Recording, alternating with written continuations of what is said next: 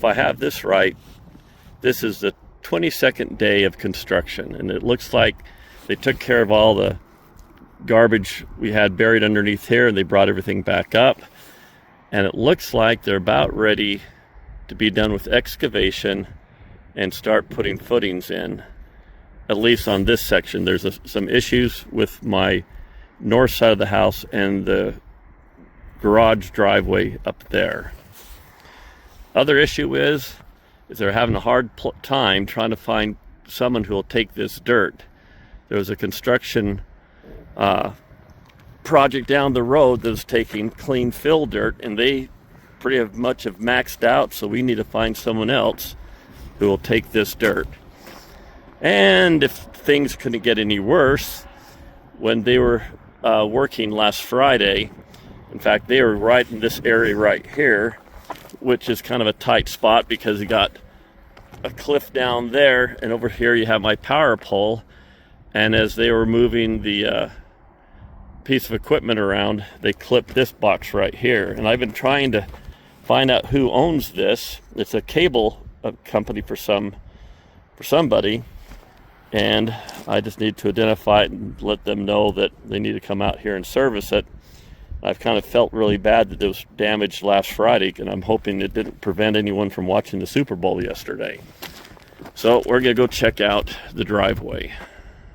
Well, it looks like they need a little bit more work down here. It's leveled there, but as it comes up here, it kind of goes all over the place. But this might be a project by itself. They may end up doing all the footings over there, then coming over here and finishing this up later. So anyway, I'm getting a little bit excited, but like I said, we got lots of dirt around here that we need to get rid of, and no one's taking right now. Now, either they're forming up my footings, or else this is a really cool maze for a mouse. But I am excited and pumped that we're to this point of doing the footings in just a few minutes. The cement truck is on its way and the pumper, and I can't wait. Remember the cable box that my excavator accidentally smashed? Well, apparently it belonged to CenturyLink, and they came and replaced it. And that happened 2 days before the Super Bowl, so I hope none of my neighbors are upset. And it looked like they cleaned up the gutter in time for the rainstorm, but there's still a lot of mud on the outside. I might have to put some filtering medium out here to catch any solids. This is the storm drain that I'm responsible for. So if any soils or dirt or debris come down this curb and into there, I'm responsible. So what I'm going to do, I'm going to go ahead and go over to like a farm store today and pick up a bale of straw, because a bale of straw will hold back any residue and let the water flow underneath it. This is going to be my garage with a big island in the middle and a step foundation there and on out there. And it comes up through here, have a little bit of a step foundation there and on over there. I'm excited. I was interested to see what they're going to do back here where that joggle was, but trying to form these footings into a joggle would be almost impossible. So my guess is they're just going to go ahead and do a standard footing, and we'll have to see what happens with the foundation wall. So what do you get when you get a concrete truck and a pumper truck? Answer, you get a foundation.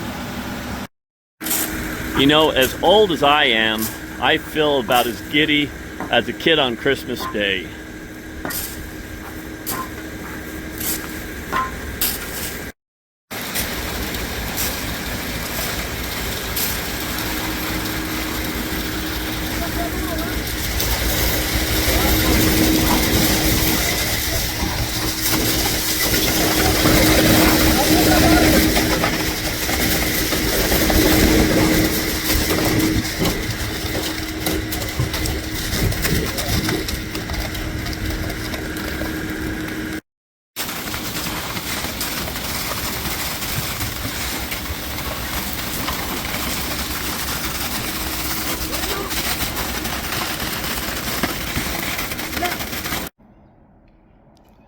Is this not a good-looking foundation or what? I am very pleased.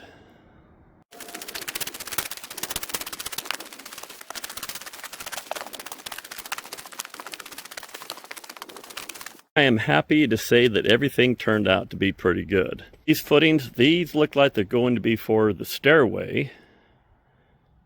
And then these footings are going to be for the stairs in the back of the garage. Of course, they go up that way, and then they go up that way. And then I have another joggle right there.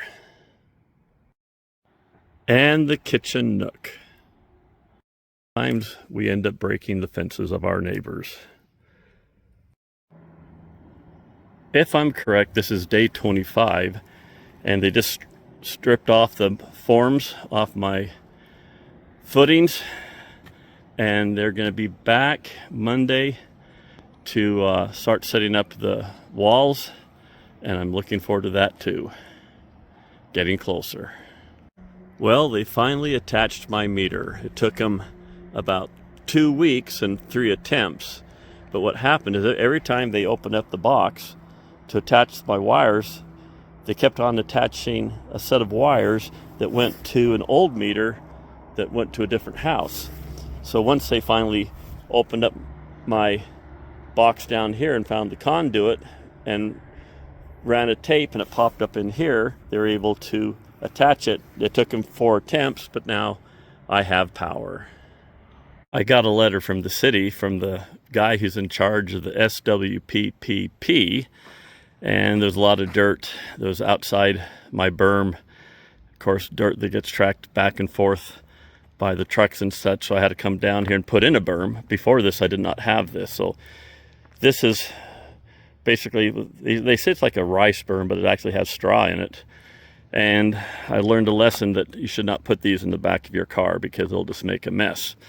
So anyway, I came down here and I bermed the property, swept out the gutter, and I made this little dam down here to catch any materials that might get by and go into the gutter.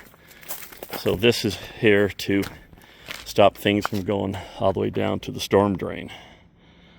Then with the clean out pools from the pour we had this week, I'll have to have this evaporator dump the water out and flip these upside down and haul the concrete away and dispose of it.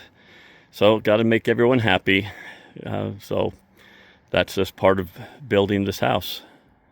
So here's the breakdown for this week's expense. Additional excavation was $10,695. And then I had to put down $2,000 on the rear yard retaining wall. And then I had to buy the soil berm for the swap program, and that was $113.32. So expenses for the week is $12,808.32. That brings the total expenses for my house so far is $84,033.07.